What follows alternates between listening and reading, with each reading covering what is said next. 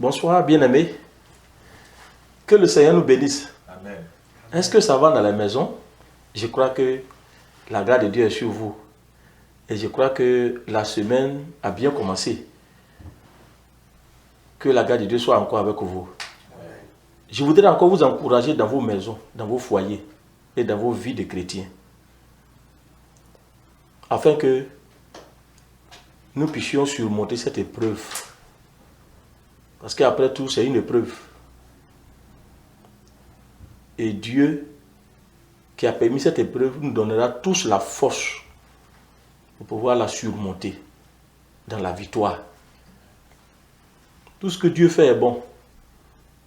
Ne prenez pas cette situation en mal. Acceptons la situation et contentons-nous. Parce que si c'est arrivé, c'est Dieu qui a permis. Il faut que nous l'acceptions comme ça. Il faut que nous l'acceptions comme ça. C'est ça le contentement. Pour ceux qui ne connaissent pas Dieu, ils ne peuvent pas se contenter. Paul dit, j'ai appris à vivre dans l'abondance, j'ai appris à vivre dans la disette. En tout et partout, j'ai appris à être content dans l'état dans lequel je me trouve. Amen. Donc, si Dieu a permis qu'aujourd'hui on soit confiné dans les maisons, ça fait partie aussi des étapes de notre vie sur terre. Amen. Que Dieu nous fortifie, que sa grâce soit avec nous en ces moments-là. Ne soyons pas ennuyés, comme je l'ai dit, soyons toujours en prière. Amen. Et plus on prie, il n'y a pas d'ennui. Plus on communie avec Dieu, on ne peut pas s'ennuyer dans ces maisons-là. Je bénis vos maisons. Je prie que vos maisons soient remplies de paix, de joie et d'amour. Et que, en ces moments où nous sommes confinés dans les maisons, que l'amour se développe encore davantage. Amen. Relation homme et femme, relation enfant et parents. Que le Seigneur bénisse vos relations au nom de Jésus. Amen. Que Dieu exauce vos prières au nom de Jésus. Amen. Je voudrais ce soir vous parler de l'autorité du chrétien. C'est vraiment important que nous comprenions l'importance de l'autorité que Dieu nous a donnée. Parce qu'à partir du moment où nous acceptons Christ, nous changeons de statut. Nous changeons de statut. Nous changeons. Parce que quand quelqu'un est en Christ, il est devenu une nouvelle créature, les choses anciennes sont passées, et voici toutes choses sont devenues nouvelles. Les choses anciennes sont passées, la défaite est passée. Où avant on avait peur là, on avait peur des démons, des sorciers là. Non, c'est fini. Ou les choses qui dominaient sur nous là, c'est fini. Voici toutes choses sont devenues nouvelles. Ça veut dire maintenant celui qui marchait dans la défaite, maintenant il marche dans la victoire. Voilà les nouvelles choses. Et Dieu nous donne l'autorité pour pouvoir manifester la victoire. Nous sommes dans un monde d'esprit. Un monde contrôlé par les mauvais esprits. Et celui qui n'a pas Christ ne peut pas triompher de ce monde. Tous ceux qui n'ont pas Christ, voyez, la Bible dit, le monde entier est sous la puissance du malin. Le monde entier est contrôlé par le malin. Celui qui n'a pas Christ, il est sous la domination du diable. Il est sous la domination des sorciers. Il est sous la domination de la maladie, de toutes ces choses. La peste, le coronavirus, toutes ces choses-là. Il est sous cette domination. Mais celui qui a Christ, il n'est plus sous cette domination. Il n'est plus sous la loi. Il est sous la grâce de Dieu. Et Christ, il équipe l'Église. Il équipe les chrétiens pour manifester ces nouvelles choses. La victoire, le triomphe, la protection, l'autorité. Cette puissance, ça change. Dieu, quand il nous sauve, c'est-à-dire quand nous expérimentons la nouvelle naissance, le Seigneur nous équipe. Parce que nous sommes maintenant nés de Dieu. On est nés de la famille de Dieu. Quiconque est né de Dieu triomphe. Personne ne peut vaincre Dieu. Et si tu es né de Dieu, tu es de la famille de Dieu, tu es différent du monde. Tu es différent du monde. C'est plus le même statut. Je suis maintenant né de Dieu. Je suis équipé. Je ressemble à Dieu. J'ai la vie de Dieu. J'ai le pouvoir de Dieu. Qu'est-ce que je suis né de Dieu? Je suis né de Dieu parce que je ressemble à Dieu. Dieu me communique sa vie. Dieu me communique ce qu'il est. Je suis différent du monde. C'est comme ça que le chrétien doit fonctionner. Dieu nous donne l'autorité. Gloire à Dieu. Amen. Il nous donne l'autorité. C'est pourquoi nous allons prendre Éphésiens chapitre 1 du verset 16 au verset 19. Paul, l'apôtre Paul, va écrire à l'église d'Éphèse. Il va lui adresser cette lettre-là que je vais lire. Bien aimé, il a dit, à partir du verset 16, « Je ne cesse de rendre grâce pour vous, faisant mention de vous dans mes prières, afin que le Dieu de notre Seigneur Jésus-Christ, le Père de gloire, vous donne un esprit de sagesse et de révélation dans sa connaissance, et qu'il illumine les yeux de votre cœur pour que vous sachiez quelle est l'espérance qui s'attache à son appel, quelle est la richesse de la gloire de son héritage qu'il réserve aux saints, et quelle est envers nous qui croyons l'infinie grandeur de sa puissance se manifestant avec efficacité par la vertu de sa force. » Bien-aimé, c'est une prière importante pour l'Église. Et cette prière-là aussi doit être aussi notre prière. C'est tellement important que Paul, il a fait mention de ça dans cette lettre-là. Il dit, bénis le Seigneur pour les chrétiens d'Éphèse. Il rend gloire à Dieu pour leur salut. Il rend gloire à Dieu. Il est béni. Et il dit encore, il fait mention, il dit, je ne cesse de rendre grâce à Dieu pour vous, faisant mention de vous dans mes prières. Ça veut dire que Paul prie pour l'église d'Éphèse. Il prie pourquoi? Il prie afin que le Dieu de notre Seigneur Jésus-Christ, le Père de gloire, vous donne, il nous donne un esprit de sagesse et de révélation dans sa connaissance. C'est très important. Parce que bien aimé, on peut avoir cette autorité, on peut avoir la puissance, mais on peut ne pas savoir ce que nous avons. C'est pourquoi il nous faut la sagesse. Il faut que l'Église prie vraiment pour la sagesse. C'est très important. Il dit, il donne gratuitement à ceux qui demandent, sans reproche. Celui qui manque la sagesse, qui demande à Dieu.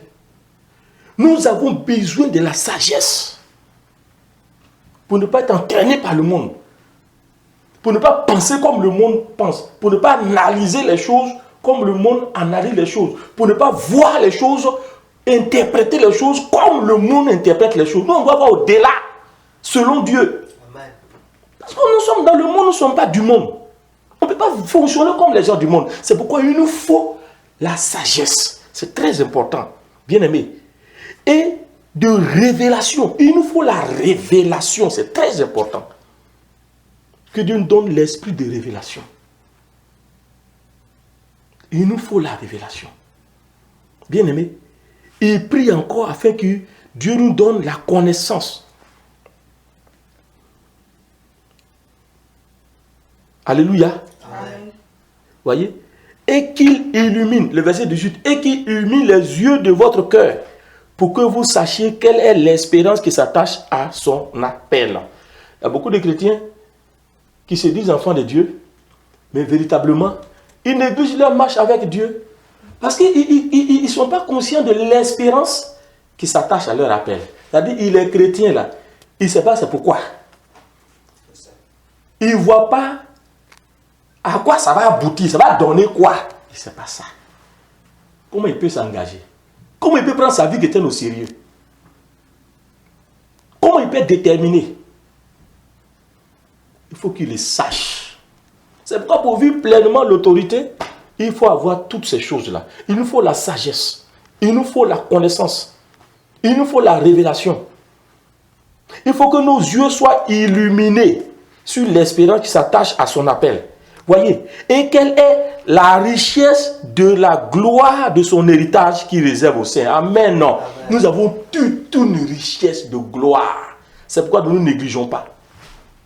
Ne nous minimisons pas. Quelqu'un disait, nous ne sommes pas n'importe qui pour faire n'importe quoi.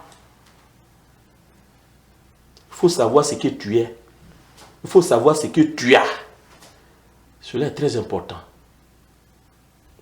Nous ne sommes pas des aveugles. Il faut que nos yeux soient ouverts pour que nous comprenions ces choses-là. Il a dit au verset 19, « Et quelle est envers nous qui croyons l'infinie grandeur de sa puissance se manifestant avec efficacité par la vertu de sa force. » En fait, nous avons une grande puissance. Nous avons l'autorité. Dieu nous a donné une force extraordinaire. Chaque chrétien est doté de cette autorité pour vivre pleinement la vie chrétienne. Mais si on n'est pas conscient,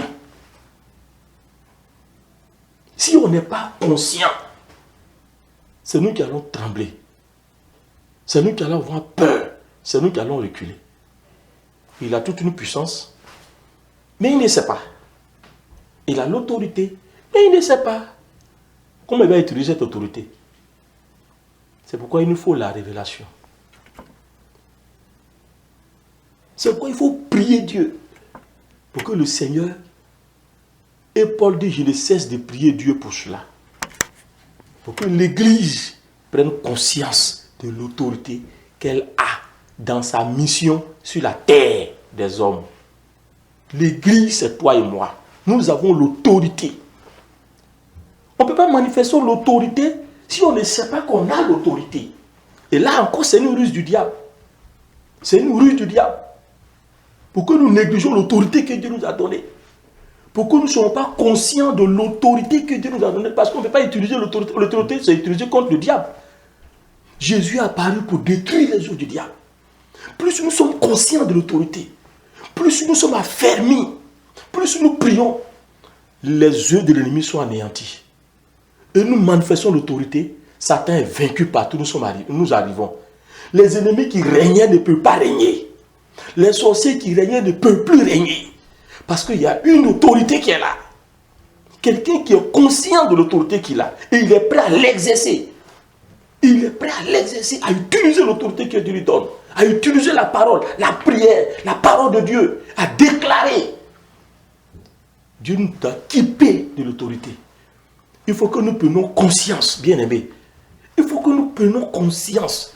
L'heure est venue où chacun de nous doit prendre conscience de l'autorité. Et dans ce combat dans lequel il est confronté, il a besoin d'utiliser l'autorité que Dieu lui a donnée pour aller combattre l'ennemi. Il dit, je vous ai donné le pouvoir de marcher sur les serpents, sur les scorpions, sur toute la puissance, mais rien ne pourra vous nuire. C'est Dieu qui nous donne ce pouvoir. Il est Dieu, il a le pouvoir pleinement, il est tout puissant. Mais nous, il nous donne le pouvoir. C'est pourquoi il dit, guérissez les malades. Chassez les démons. Vous avez reçu gratuitement, donnez gratuitement. C'est l'autorité que Dieu nous a donnée. Dieu a équipé chacun de nous.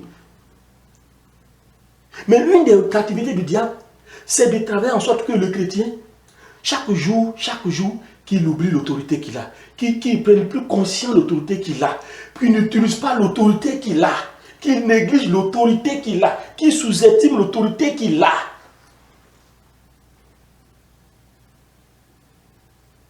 J'avais prié pour une famille où l'enfant, il y avait des enfants là qui avaient un démon qui tordait son bras. Il y a des moments où il ne peut plus sortir de la maison. Ils ont pensé que c'était un problème simple. Ils ont dépensé assez d'argent à l'hôpital. Des millions et des millions. Je suis arrivé dans cette famille et j'ai organisé des programmes de prière. Oui, le Seigneur se manifeste dans les maisons. C'est pourquoi dans les maisons, priez. Quand il y a des situations, priez avant d'avoir l'hôpital. Priez. Priez. Il faut toujours recommander au Seigneur. Il faut la grâce du Seigneur. Quand on a prié, l'enfant est terrassé. Le papa était étonné. Il n'a jamais su que c'était un problème spirituel. Il a pensé que c'était un problème simple. Or, c'était un problème spirituel. Et ce monsieur-là, étant même chrétien, baptisé, il a gaspillé son argent pendant des années durant. Mais quand ce jour-là, Dieu même Il a permis que nous utilisions l'autorité qu'il nous a donnée. Quand il a vu le démon se manifester, le monsieur a dit, en bon. Et nous avons fait la délivrance. Par la grâce de Dieu, c'était un processus maintenant. Il fallait continuer ce combat-là parce que les démons étaient vraiment nombreux. Et je lui ai dit, quand l'esprit se manifeste, je ne suis pas là à prier. Et quand ça ne va pas, c'est moi qui vais appeler. Et je lui dis, non, vous avez aussi l'autorité. Mais quand ça ne va pas, c'est moi qui va appeler. Et je viens et je prie. Quand les démons reviennent, et c'est comme ça qu'on a continué, je lui ai dit, utilise l'autorité que tu as. Si tu crois en Jésus, là, tu as l'autorité. Et un jour, il était à table en train de manger, et sa femme lui dit, oh, ton fils a piqué encore la crise. Ça ne va pas, ça ne va pas. Et le monsieur était en train de manger. Il dit, non, attendez. Je viens. Il n'a qu'à m'attendre, j'arrive. Juste en train de manger, attends. Quand il a dit ça simplement, le démon a libéré l'enfant là-bas. Il dit, ah bon? La femme lui dit, non, quand tu as parlé seulement, il dit, attends, il me connaît, je viens. Au nom de Jésus, j'arrive. Attends, j'ai en train de manger d'abord, je viens. Quand il a dit ça simplement, le démon l'a libéré et la femme a rendu témoignage. Et ce jour, il a compris véritablement qu'il faut utiliser l'autorité que tu as. Et là, finalement, lui-même, il a compris que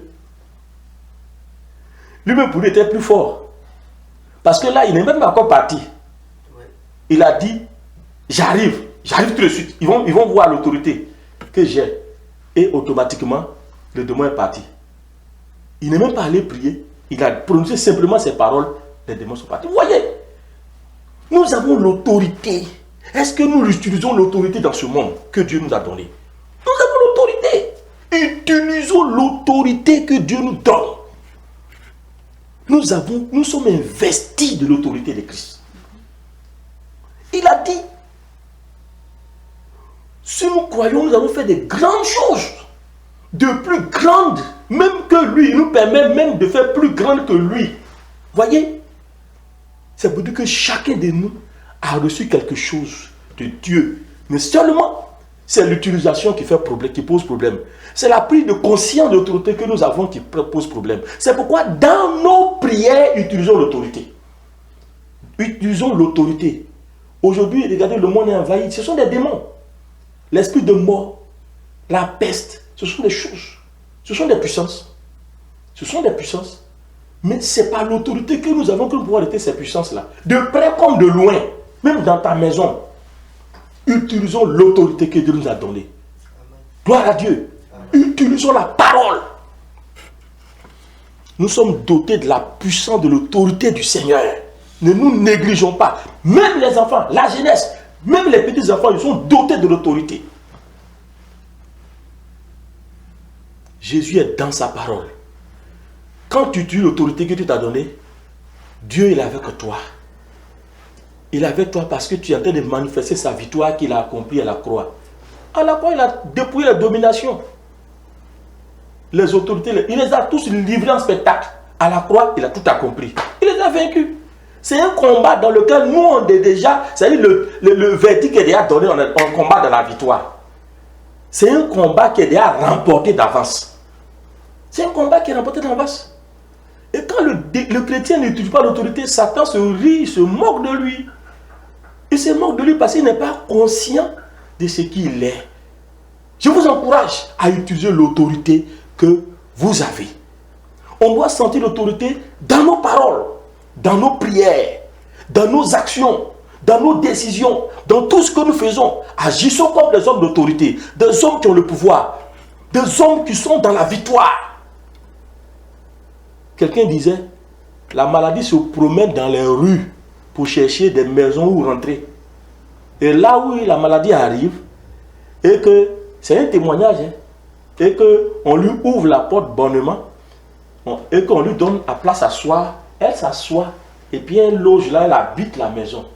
C'est comme ça, certaines maladies sont venues dans nos vies, dans nos familles, et au lieu de prendre l'autorité sur ces choses, on l'a plutôt accepté, donné la place, paressé, et la maladie a demeuré dans certaines maisons. Oui, il faut utiliser l'autorité. Utilisons l'autorité que Dieu nous donne. Que Dieu vous bénisse. Que Dieu vous bénisse dans vos maisons, qu'il vous communique son pouvoir, sa puissance, son autorité, et que chaque maison domine sur l'environnement par la puissance de Christ au nom de Jésus. Que chaque famille domine dans le quartier où il se trouve, que l'autorité soit révélée au nom de Jésus-Christ.